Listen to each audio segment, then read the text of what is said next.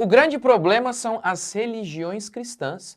Elas têm que perder espaço, perder o poder de fala. Um militante LGBT disse isso. Você tem noção do absurdo que isso é? Eles não temem mais. Não temem mais, eles não escondem. Não escondem. O objetivo é claro, calar os cristãos. Eu vou falar hoje sobre como nós cristãos, principalmente pastores, temos que agir contra isso. Vou também desfazer algumas mentiras que esse militante LGBT disse. E vou te pedir, envie este vídeo para seus amigos cristãos, mas principalmente para o seu pastor. Porque se não formos machos e corajosos agora, amanhã seremos todos presos. Curta, comente, se inscreva. Bora para mais um vídeo. Fico até engasgado falando de tudo isso, porque a gente sabe que o grande problema da LGBTfobia no Brasil se chama religiões cristãs. Esse é o problema que a gente tem. Então, enquanto a gente não olhar para isso, enquanto os próprios evangélicos não começarem a formar um cerco para que essas pessoas percam espaço, para que essas pessoas percam o poder da fala mesmo, de tipo, você não pode fazer esse tipo de coisa. Enquanto a lei anti-LGBTfobia não for colocada em prática, porque a lei é muito clara dizendo que a liberdade religiosa não pode ser desculpa para crimes de LGBTfobia, enquanto isso não acontecer, a gente vai continuar tendo aí quase um LGBT morto por dia por ser LGBT. A gente não vai resolver esse problema. A gente não vai. Então eu acho que a gente tem que dar nome. Tem que dar nome. O André Valadão, ele não é só errado, ele é um criminoso dentro da nossa lei. Dentro da lei que o Brasil criou. Então acho que esse é o tipo de coisa que, infelizmente, a gente tem que ficar lidando. Infelizmente, todos os dias. Aí alguém, quando não é ele, é a irmã. Então vamos lá, vamos por parte aqui nas falas desse militante. Os próprios evangélicos devem começar a formar um cerco, nos encurralar. Eu já falei um pouco sobre isso em outro vídeo aqui. Fiz um comentário sobre o que o Paul Washer disse, que nós seremos perseguidos pelos próprios cristãos. De fato, isso acontece hoje. Acontece comigo. Acontece com qualquer cristão genuíno. Acontece.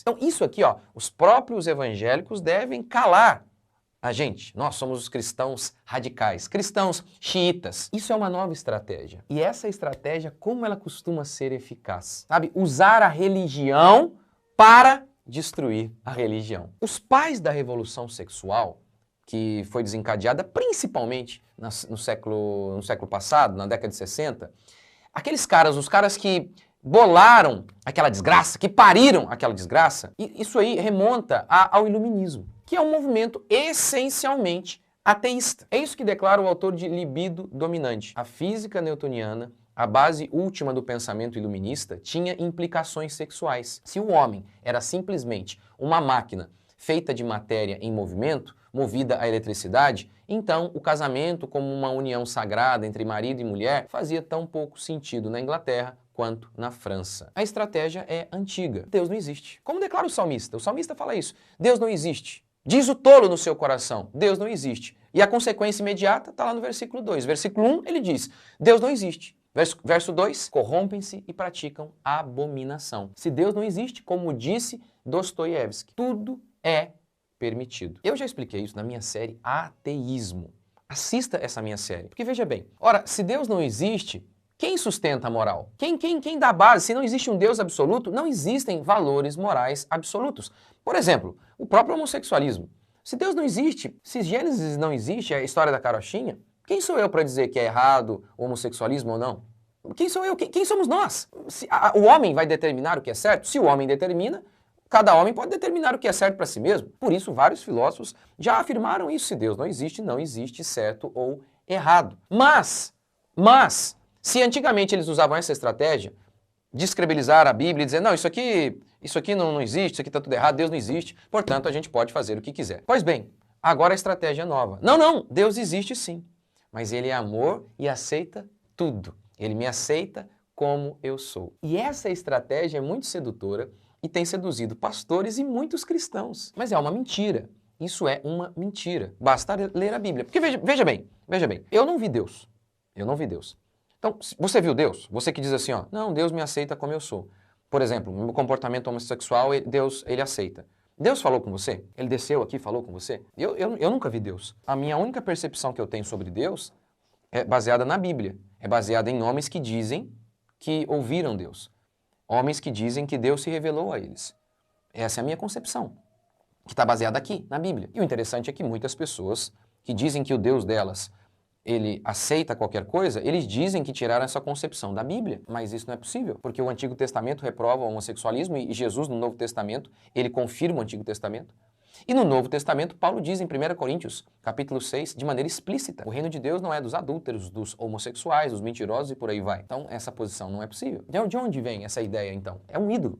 Eles inventaram um Jesus conforme a imagem e concupiscência deles. Esse Jesus não existe. Mas parece que tem muita gente aí que está acreditando nesse ídolo. Agora, vamos continuar aqui. O militante disse o seguinte: a lei não foi colocada em prática. Ou seja, ele está dizendo que o André Valadão, qualquer um de nós, ele citou o André Valadão, que nós não podemos dizer que é pecado, que isso é homofobia. Ou seja, segundo esse rapaz, há uma lei que proíbe a nós cristãos de expressarmos nossas convicções religiosas. Ele está mentindo, mas também quem acredita em ideologia de gênero é normal mentir mesmo. A lei que criminaliza a homofobia, ela garante a liberdade religiosa. O STF assegurou o direito religioso de expressarmos nossas convicções religiosas desde que não se configure em discurso de ódio. E o próprio STF explicou o que é discurso de ódio: incitar a violência, a discriminação. O que seria isso? Por exemplo, dizer que um gay é menos humano, dizer que um gay não tem direito como cidadão. Então,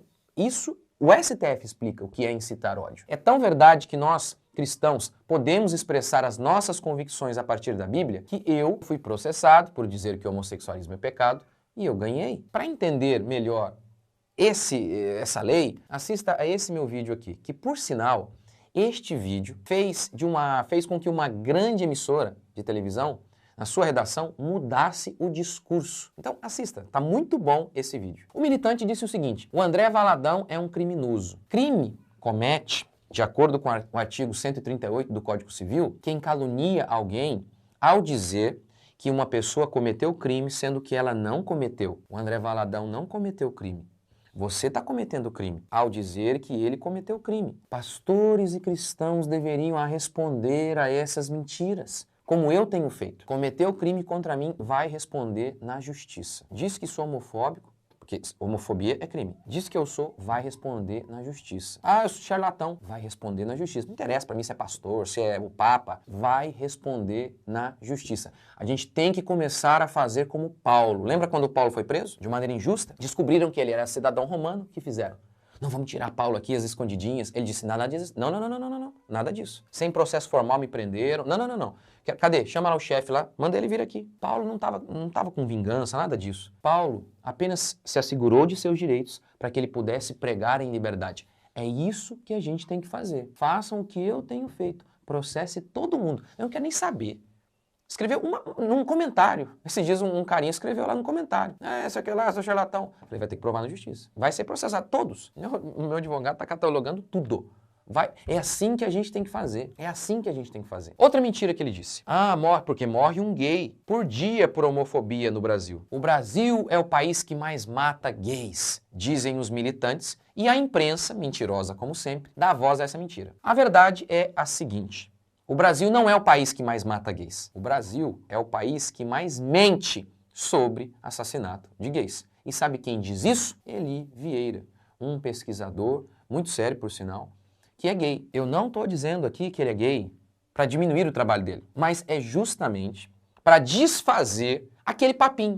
Mas isso aí foi um hétero que fez o estudo, não tem lugar de fala. Não. Ele organizou um estudo, o Eli Vieira, organizou um estudo para analisar essas estatísticas que os militantes vomitam na internet e ele concluiu: os dados são mentirosos, são exagerados. Veja essa matéria que explica um pouco essa situação. Existem pelo menos 4 levantamentos estatísticos sobre a violência contra LGBT no Brasil. O mais tradicional deles é produzido pelo Grupo Gay da Bahia, há 39 anos. Produzido anualmente, ele é divulgado principalmente pela imprensa, com grande destaque. Lembra, por exemplo, do caso da escola básica, a imprensa não foi questionar, não foi investigar? É basicamente o que está fazendo aqui, parece que eles ensinam, sabia? lá na faculdade sobre escola básica. Parece que eles não aprendem, eles continuam mentindo, a imprensa continua não averiguando, não confirmando as coisas. Vamos continuar. O problema é que o estudo não passa de um clipping de notícias, clipping, ou seja, um recorte de jornal, interpretadas pelos militantes do GGB e transformadas em uma lista. Por exemplo, a estatística fala de mortes no Brasil, mas inclui 6 mortes no exterior.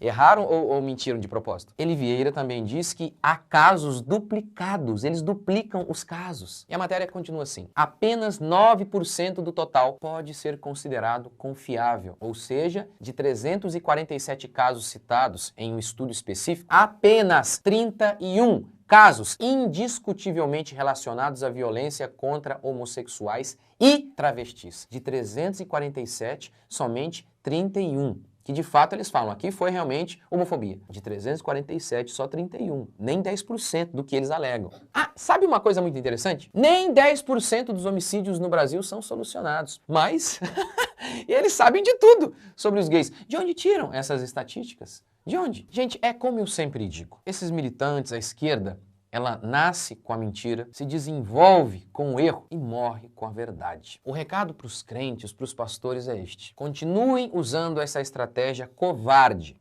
de ficar calado e nós seremos calados de vez. É impressionante como que os covardes pensam mesmo que a covardia deles há de salvá-los. Não vai, não vai. Os covardes, mesmo que permaneçam vivos, eles estão mortos. Afinal, o lago de fogo está preparado para homicidas, para mentirosos e covardes. Lutem como valentes, ou vocês vão morrer como covardes.